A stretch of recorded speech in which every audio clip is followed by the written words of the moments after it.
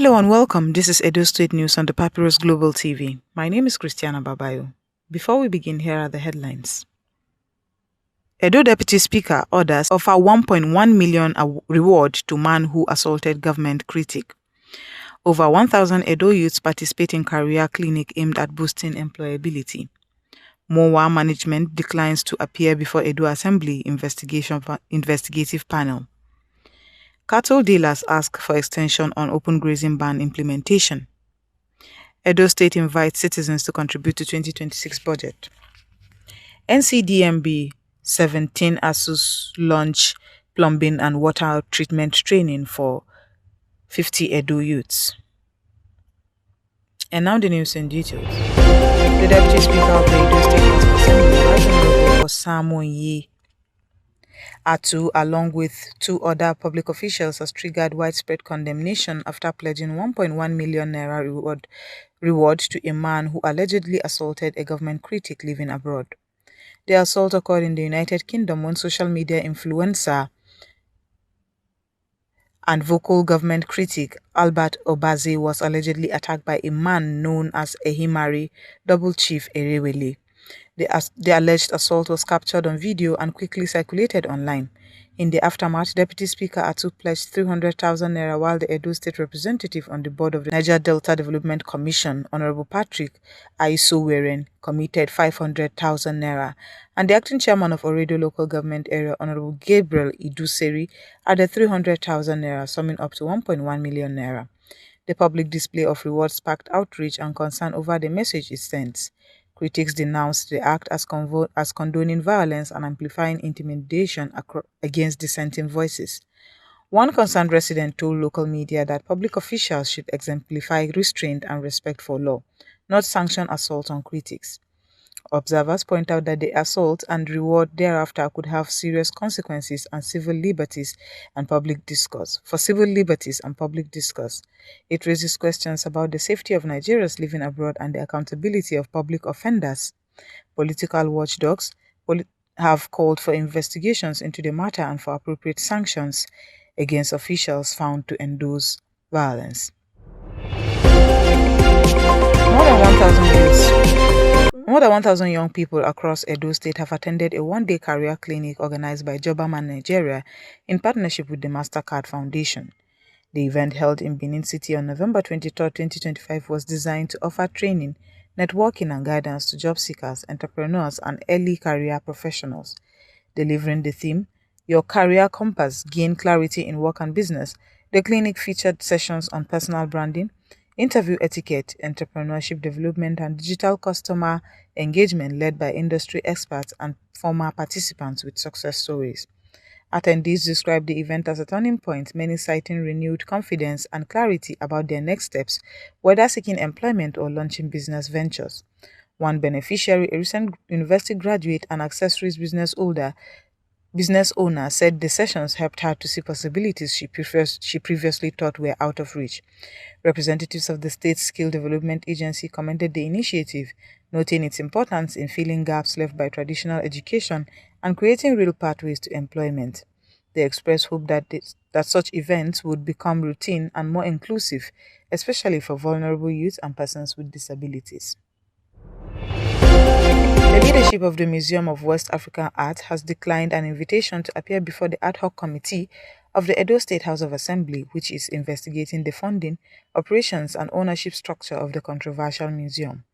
In a letter from the council, the museum said the matter is currently sub judice, pointing to a pending legal case at the Federal High Court in Abuja. The letter argued that a parallel investigation has been instituted by federal government and the national legislature, making further public hearings before the State Assembly redundant. Mowa contended that the documents previously submitted to the Assembly already proved that all funding claims and administrative procedures were legitimate and transparent. According to the letter, no funds from any international donors were received until after 2021, when the organization redefined its mandate to focus on broader West African art rather than the artifacts formerly associated with the Royal Benin heritage. In response, the Assembly's ad hoc committee chairman, Honorable Ade Isibo, rejected Mowa's position. He described the committee's mandate to examine state funds as sacrosanct, immune from judicial stoppage, and said the legislature would proceed with its review based on documentary evidence submitted so far. The refusal sparked frustration among lawmakers. It was reported that MOA ignored two scheduled appearance dates. For now, the committee plans to rely on existing paperwork rather than oral testimony to draw its findings. After days of public hearings, the Edo State House of Assembly's ad hoc committee investigating the MOA controversy has formally concluded its inquiry. The committee's chairman confirmed that the final report will be submitted to the House for debate next week. During the hearings, the state's Accountant General Julius Osimhen Anelu disclosed that between March 2022 and April 2024, Edo State has released a total of 3.8 billion naira as its counterpart contribution to the MOA project. The funds reportedly aimed at leveraging support from international donors, significantly a planned $18 million, then approximately 27 billion, but no record of external funds was found in public accounts. The Accountant General admitted that no vouchers, receipts, or confirmations were submitted to support the donor fund claim. The committee also scrutinized payment vouchers. One was issued in favor of a private entity called Legacy Restoration Trust, the other two to MOA. The revelations deepen long-standing concerns about transparency and proper use of public funds in the management of the museum project. Representatives of the Benin royal family, speaking through traditional leadership channels, accused the previous administration of hijacking the original Benin Royal Museum arrangement, rerouting it under MOA with a different identity and purpose. They demanded accountability and called for full restoration of the kingdom's cultural heritage assets to rightful custodians. With the public hearings concluded, despite MOA's absence, the committee now prepares its recommendations. Analysts expect the report to chart a path for restitution of disputed lands, reallocation of public funds, and possibly a full structural revamp of the museum's project to restore public trust. We will now go on a short break, and when we come back, the news will continue. Stay tuned. The Papyrus Global, we don't just cover events, we create cinematic experiences. From red carpets to birthdays, gala dinners, and your fairy tale weddings, we bring your moments to life with high-tech precision. Our gadgets are smarter, our lenses sharper, and our team simply world-class. Trust the Papyrus Global to tell your story in the boldest, brightest way possible.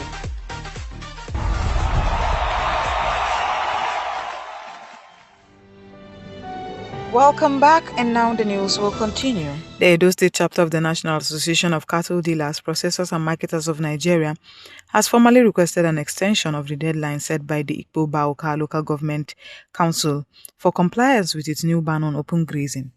The appeal was made on November 25, 2025 during a courtesy visit by the association's representative to the local government chairman, Sino Eric Osawaru. During the meeting, the association's spokesperson, identified as Mr. Ahmed Egbareke, expressed full support for the principle of the ban, but explained that many cattle dealers required more time to reorganize their operations. He said the extension would allow them to establish suitable ranches and properly register and identify their livestock under the new regulations.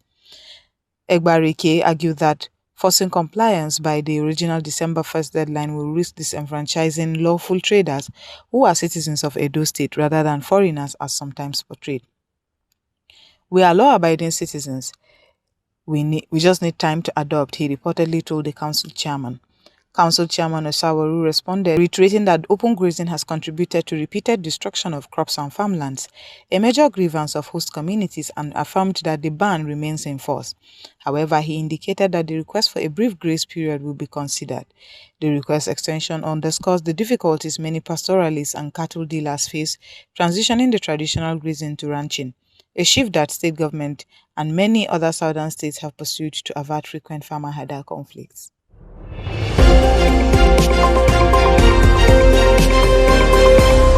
As part of its preparation for the 2026 fiscal year, the Edo State government has begun public consultations to solicit citizens' input on priority sectors, naming security, health, and education as the top areas for immediate attention. The consultation drive was reported in late November 2025 by local media covering the state's planning process. According to state officials, the government aims to align its 2026 budget with citizens' needs, especially given rising concerns about insecurity and demands for improved access to healthcare and quality education. The outreach is a broader part of citizen budgeting initiative intended to increase transparency and ensure that public funds address community-level challenges. The consultations will allow individuals, community leaders, civil society groups, and interest organizations, including those in agriculture, welfare, social welfare, and infrastructure, to propose projects or sectors they believe should receive funding priority in the forthcoming budget. State planners say this approach aims to reduce gap between government planning and grassroots needs, ensuring that vulnerable areas get more responsive support. This participatory budget initiative follows recent efforts by the state government to revitalize livestock business through ranch development, signaling a broader shift towards structured agricultural and rural development policies. The Nigeria Content Development and Monitoring Board, in partnership with 17 ASOS Resource Limited, has launched a one-month vocational training program targeting 50 youths from Edo State. The training, focused on plumbing and water treatment skills, is designed to equip participants with practical industry-relevant competencies, boosting their employability and opening pathways to technical trades, including work tied to Nigeria's oil and gas sector and wider water infrastructure needs. According to NCDMB, the initiative underscores its commitment to local content development and human capacity building by investing in technical skills. The board aims to reduce youth employment and underemployment and strengthen the pool of skilled Nigerian workers for technical and infrastructural projects nationwide. At completion, graduates are expected to be ready to take up jobs in plumbing, water treatment, maintenance and related sectors, or even launch their own businesses, thereby contributing to community development and supporting infrastructure resilience. The training forms part of a broader series of capacity building interventions by NCDMB across multiple states, aiming to build a workforce capable of meeting the demands of Nigeria's industrial and service sectors. And that's all we have on Audio State News on the Papyrus Global TV. I am Christiana Babayo. Thanks for joining us.